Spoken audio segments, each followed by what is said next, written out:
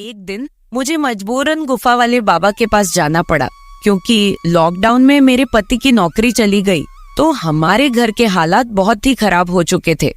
मेरी सहेली ने बताया था कि गुफा वाले बाबा के पास माथा टेकने से हर समस्या का समाधान हो जाता है। फिर एक दिन मैं गुफा वाले बाबा जी के पास चली गई। वो बाबा पूजा के बहाने मुझे अपनी गुफा के अंदर ले गया। वहां पर मेरे और बाबा के अलावा कोई नहीं था। कुछ देर बाद बाबा ने गुफा का दरवाजा बंद कर दिया। गुफा के अंदर बहुत अंधेरा था। फिर एकदम से मेरी नजर बाबा के काले रंग के सांप के ऊपर गई। सांप को देखकर मैं घबरा गई और उसे बचने के लिए हाथ पांव चलाने लगी, लेकिन मैं अपने आप को बचा नहीं पाई। फिर बाबा ने भी मेरे अकेले होने का फायदा उठाया और मेरे साथ कुछ ऐसा हुआ कि दोस्तों, मेरा नाम रितिका है और मेरी उम्र 26 साल की है। मैं शादीशुदा औरत हूँ। मेरे परिवार में मेरे पति राहुल और मेरी 2 बेटियां हैं। हमारी अरेंज मैरिज हुई थी। हमारी शादी को 15 साल हो चुके हैं। इसी बीच हमारी 2 बेटियां हुई। बड़ी का नाम हमने बड़े प्यार से रोशनी और छोटी का नाम काजल रखा। मेरे पति एक मिडिल क्लास फैमिली से बिलोंग करते हैं। वो प्राइवेट कंपनी में नौकरी करते थे, मगर कंपनी में लॉकडाउन के दौरान उनकी नौकरी जाती रही। फिर हम पंजाब से दिल्ली शिफ्ट हो गए और काम की तलाश करने लगे। मेरे पति को कोई काम नहीं मिल रहा था। वो कई दफ्तरों में इंटरव्यू देने के लिए जाते रहते, पर फिर भी उन्हें नौकरी नहीं मिल पा रही थी। इसी कारण हमारे घर में आए दिन पैसे को लेकर लड़ाई झगड़े होने शुरू हो गए। अब घर तो पैसों से ही चलता है। आम आदमी की जरूरत कभी खत्म नहीं होती। लिमिटेड पैसा होने की वजह से हम बहुत ज्यादा टेंशन में रहने लगे थे। हम दोनों के बीच अब और भी झगड़े होने लगे थे। मैं बहुत परेशान हो चुकी थी। फिर एक दिन मैं अपनी सहेली को ये सारी बातें बताई तो उसने मुझे बताया कि कोई बाबा है जो गुफा वाला बाबा के नाम से मशहूर है। कहते हैं कि उसके पास जाने से हर कोई समस्या का समाधान हो जाता है। दूर दूर से लोग उसके पास माथा टेकने के लिए आते हैं। उस बाबा को लोगों ने काफी बड़ा दर्जा दिया हुआ है। कहते हैं कि वो बाबा मन की शक्ति प्रदान करता है और लोगों के दुख तकलीफ दूर करता है। मैंने अपने पति को यह सारी बात बताई। मेरे पति इन सब बातों में विश्वास नहीं करते थे। उन्होंने मुझसे कहा, तुझे अगर जानना है तो जाओ, मगर मुझे इन सब के लिए फोर्स मत करना। मैं पहले से ही बहुत परेशान हूँ। मैंने सोचा कि मैं अपने पति को बाबा के पास जाने के लिए ज्यादा फोर्स ना ही करूं तो अच्छा है। अगर उन्होंने मुझे भी जाने से मना कर दिया तो फिर मैंने सोचा कि मैं अकेली ही चली जाती हूँ। मैंने बाबा के पास जाने का विचार बना लिया क्योंकि मेरे पति ने मुझे जाने के लिए आज्ञा तो दे ही दी थी। हमारे घर के हालात बहुत बिगड़ चुके थे, इसलिए मैंने मजबूरन गुफा वाले बाबा के पास जाने की पूरी तैयारी कर ली। मैं ये सोच रही थी कि शायद उनके पास हमारी परेशानी का उपाय हो। अगले ही दिन में नहा के अच्छी सी साड़ी पहन के बाबा जी के आश्रम में चली गई। बाबा जी दिखने में 45 से 50 साल की उम्र के लग रहे थे। उनके आसपास भक्तजन बैठे थे। उनके दोनों बाजू में 2 लड़कियां करीब 25 की उम्र की सफेद साड़ी में खड़ी थी। बाबा जी भगवान और शक्ति की बातें कर रहे थे। सत्संग खत्म होने के बाद सब लोग एक एक करके बाबा जी से मिलने जाने लगे। जब मैं उनके पास पहुंची तो वो मुस्कुराए और मुझे आशीर्वाद दिया और कहने लगे, पुत्री, तुम्हारे माथे की लकीर देख के लगता है कि तुम घोर कष्ट से गुजर रही हो। बताओ क्या कष्ट है? बाबा जी तेरा कष्ट दूर कर देंगे, कल्याण हो जाएगा। बाद में बाबा जी और लोगों को मिलने लगे और मुझे इंतजार करने को कहा। मैं साइड में बैठकर इंतजार कर रही थी। सबके जाने के बाद बाबा जी ने मुझे बुलावा भेजा तो मैं उनके पास गई। बाबा जी के साथ उनकी 2 सेविका भी थी जिन्होंने सफेद साड़ी पहन रखी थी। एक शिष्य भी था जिसने धोती पहनी थी। बाबा जी ने मुझे अपने सामने बैठाया और पूजा करने लगे। उनकी सेविका पीछे दिया लेके खड़ी थी। बाबा जी की आंखें बंद थी और वो अपने होंठ हिलाते जा रहे थे जैसे कि मन में कुछ मंत्र का जाप कर रहे हों। फिर बाबा जी ने आंखें खोली और मुझे गंभीरता से देख के कहा, जिसका डर था वही हुआ पुत्री। तुम्हारी जन्म पत्रिका में दोष है जिसकी वजह से तुम्हारे परिवार के विकास में बाधा आ रही है। इसके लिए तुझे पूजा करवानी होगी, इसका उपचार करना पड़ेगा। बाबा जी की बात सुन के मैं थोड़ा घबरा गई। मैंने बाबा जी से कहा, बाबा जी मैं बहुत ही मुश्किलों से गुजर रही हूँ, आप कोई भी पूजा कोई भी उपाय बताइए, मैं कोई भी पूजा करवाने के लिए तैयार हूँ। पूजा में जितना खर्चा आएगा आप मुझे बता दीजिए, हम लोग बहुत ही परेशान हैं, इसलिए मैं आपके पास आई हूँ। फिर बाबा जी ने कहा, कल तुम नहा के नए वस्त्र पहन के बिना सिंदूर लगाए और बिना मंगलसूत्र पहने आश्रम में आ जाना, हम कल से पूजा शुरू कर देंगे। ध्यान रहे किसी को भी इस पूजा के बारे में मत बताना, वरना विघ्न पड़ जाएगा। और घर में भी किसी को कुछ भी नहीं बताना कि मैं कहाँ पर जा रही हूँ। शायद मैं बता देती कि मैं कहाँ जा रही हूँ तो अच्छा होता, लेकिन बाबा जी ने कहा था कि पूजा में विघ्न पड़ेगा, इसलिए मैंने किसी को भी नहीं बताया। फिर मैं वहां से निकल के अपने घर आ गई। पूरी रात मैं सो नहीं पा रही थी। मैं ये सोच रही थी कि मेरी कुंडली में दोष है, मेरी वजह से पूरे घर पर मुसीबत आई है और अब मैं ही इसे सुधारूंगी भी। अगली सुबह में अपने पति को नाश्ता करा के अपने बच्चों को स्कूल छोड़ने के बाद वापस घर आई। मेरे पति भी नाश्ता करके ऑफिस के लिए निकल चुके थे।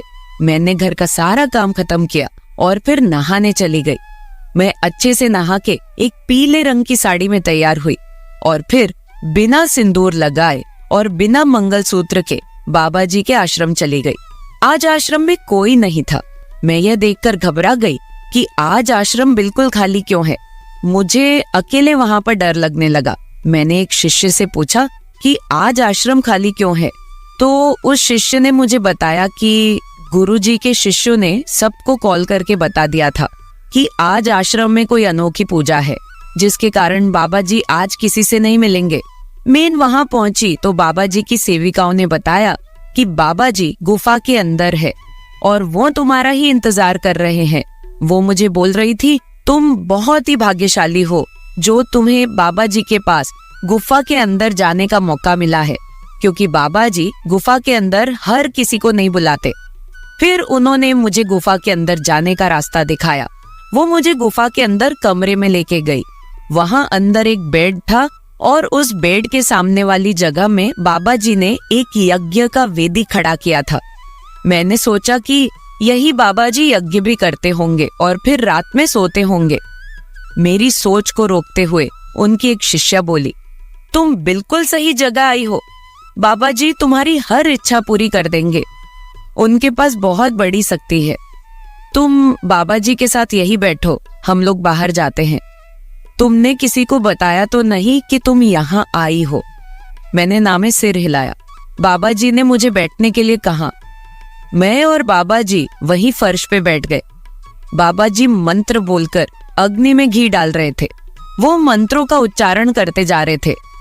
फिर एक सेविका बाहर से दूध का ग्लास लेके अंदर आई।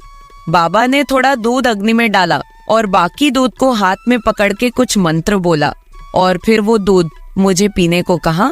बाबा बोले, इसे पी जाओ, लेकिन मुझे डर लग रहा था कि कुछ गलत ना हो जाए, क्योंकि यहाँ पर कोई और नहीं था।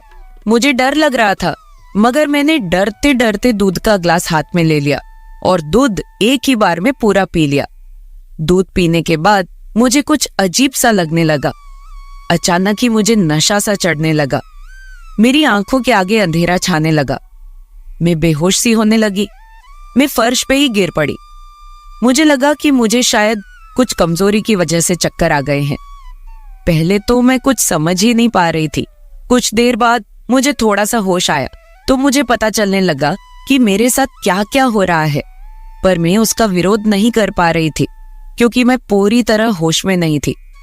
मुझे महसूस हो रहा था कि कुछ जने मिलके मुझे उठा रहे हैं और फिर उन्होंने मुझे पलंग पे लेटा दिया। मैं आंखें खोल के सब कुछ देख रही थी मगर कुछ कर नहीं पा रही थी। फिर उस बाबा ने अपने शिष्य को बाहर इंतजार करने के लिए कहा। बाबा ने पूजा शुरू कर दी। मैं बाबा की यह हरकत देखकर हैरान रह गई। मैं सोचने लगी कि यह किस तरह की पूजा है। मेरे पति ने तो कई दिनों से मुझे छुआ तक नहीं था क्योंकि वो अपनी परेशानियों से घिरा रहता था, घर की परेशानियों को देखकर मैं तो खुद बहुत परेशान थी। अगर मैं परेशान ना होती तो यहाँ फर्जी बाबा के पास पूजा कराने कभी ना आती। बाबा के पास आने से पहले मैंने सोचा था कि अगर एक पूजा कराने से हमारे घर में सुख समृद्धि आती है तो इसमें हर्जी क्या है। लेकिन मुझे नहीं पता था कि यह बाबा मेरे साथ ये हरकत करेगा। मैं बेहोशी की हालत में बाबा की तरफ देख रही थी। वो मुझे बोलते जा रहा था कि पुत्री, एकदम से शांत हो जाओ और पूजा करो। मैं तुम्हारी सब परेशानी दूर कर दूंगा। तुम्हारे घर को भी शुद्ध करना पड़ेगा। किसी दिन तुम्हारे घर पे जाकर घर को भी शुद्ध कर देंगे। लेकिन मुझे अब धीरे धीरे पता चल रहा था कि कुछ गलत हो रहा है। फिर बाबा बोल रहा था, कैसा लग रहा है पुत्री, तुम्हारे दिल में जो भी परेशानी है दिल से निकाल दो। फिर बाबा जोर जोर से मंत्र उच्चारण करने लगा। सुबह जब मैं घर से निकली थी तो मैं बहुत खुश थी कि चलो पूजा हो जाएगी तो घर में कुछ बरकत होगी। लेकिन मुझसे बहुत बड़ी भूल हो गई थी कि मैंने किसी को बताया नहीं यहाँ आने के बारे में। अब अगर मैं विरोध करती हूँ तो ये बाबा मुझे मरवा डालेंगे और किसी को कुछ पता भी नहीं चलेगा। मैं वहां से भागना चाहती थी मगर नशे की वजह से मैं कुछ भी कर नहीं पा रही थी। अब मुझे एहसास हो रहा था कि मैं जहां आकर कितनी बड़ी गलती कर दी है। यहाँ तो कुछ गलत काम होते हैं, बाबा तो लोगों की श्रद्धा के साथ खेलते हैं। मेरे दिमाग में बहुत सारी ऐसी बातें चल रही थी कि मैंने यहाँ आने की गलती क्यों की है। बाबा मुझे बोल रहे थे, शाबाश पुत्री, तुम बहुत अच्छे से पूजा में हिस्सा ले रही हो। तुम ऐसे ही पूजा करती रहो, मैं तुम्हारे घर की हर समस्या को दूर कर दूंगा। लेकिन मैं तो जान चुकी थी कि बाबा मेरी कौन सी समस्या दूर कर रहे हैं। मैं उसी दिन ठान लिया था कि मैं एक बार आश्रम से बाहर निकल गई तो मैं इस बाबा को नहीं छोड़ूंगी। मुझे अच्छे से पता चल गया था कि बाबा के डेरे में कौन से गलत काम होते हैं। अब मुझे बाबा के डेरे में होने वाली गलत हरकतों का भांडा फोड़ना था। अगर मैंने ऐसा नहीं किया तो ना जाने ये बाबा कितनी और औरतों के शरीर के साथ खेलेगा और पता नहीं कितने और घरों को तबाह करेगा। फिर करीब 2 घंटे के बाद मुझे अच्छे से होश आ गया था। बाबा मुझे बोले, पुत्री, तुम्हारी पूजा संपन्न हो चुकी है, अब तुम घर जा सकती हो। तुम्हारे साथ सब कुछ कल्याण होगा। मैंने बहुत अच्छे से पूजा की है और मंत्रों का उच्चारण किया है। अब तुम्हारे पति की नई नौकरी भी लग जाएगी और तुम खुशी से अपना जीवन व्यतीत करोगी। लेकिन मैंने तो ठान रखी थी कि मैं बाबा का पर्दाफाश करके ही छोड़ूंगी। अगर मैंने ऐसा ना किया तो ये बाबा भोले भाले लोगों को अपने जाल में फंसाए रखेगा और उन्हें लुटता रहेगा। फिर बाबा ने मुझे छोड़ दिया और मैं गुफा से बाहर आ गई। आश्रम से बाहर आने के बाद मैंने बहुत सोच विचार की और मैं सीधा वहां से पुलिस स्टेशन चली गई। पुलिस स्टेशन जाकर मैंने बाबा के खिलाफ कंप्लेंट लिखवाई। बाबा ने जो जो कुछ भी मेरे साथ किया था मैंने सब कुछ वहां पर बता दिया और पुलिस को साथ लेकर बाबा के आश्रम पहुंच गई। पुलिस ने बाबा को गिरफ्तार कर लिया। आज वो बाबा जेल के अंदर अपने गुनाहों की सजा पूरी कर रहा है। जब मैंने उस बाबा के खिलाफ आवाज उठाई तो बाद में और भी बहुत सारी लड़कियां सामने आई जिनके साथ बाबा ने गलत काम किए थे। घर जाने के बाद मैंने हिम्मत करके वो सारा कुछ अपने पति को बताया जो बाबा ने मेरे साथ किया था। मेरे पति ने मेरी सारी बात समझी और मुझे बोले कि मैं इसी वजह से इन बाबा लोगों पर विश्वास नहीं करता, जे ऊपर से दिखते कुछ और है और अंदर से होते कुछ और है। वो मुझे बोल रहे थे कि अगर मैं तुझे उस बाबा के आश्रम पर जाने से रोकता तो तुम्हारे दिल में भी इन बाबा लोगों के प्रति विश्वास बना रहता और तुम कौन सा मेरे रोकने से रुकने वाली थी। अब मेरे पति की जॉब भी लग गई है। जो मैंने उस बाबा के खिलाफ कंप्लेंट की थी उसमें मेरे पति ने मेरा पूरा साथ दिया और उस बाबा को कोर्ट ने उम्र कैद की सजा दी है। वो जेल के अंदर अपने गुनाहों की सजा भुगत रहा है। मेरे प्यारे दोस्तों, अगर आप ऐसी ही और भी इंटरेस्टिंग कहानियां सुनना चाहते हैं तो चैनल को सब्सक्राइब जरूर कर ले और बिल नोटिफिकेशन ऑन कर ले। कमेंट बॉक्स में बताएं कि आपको मेरी ये स्टोरी कैसे लगी। कल मिलेंगे ऐसी ही एक और वीडियो के साथ। धन्यवाद।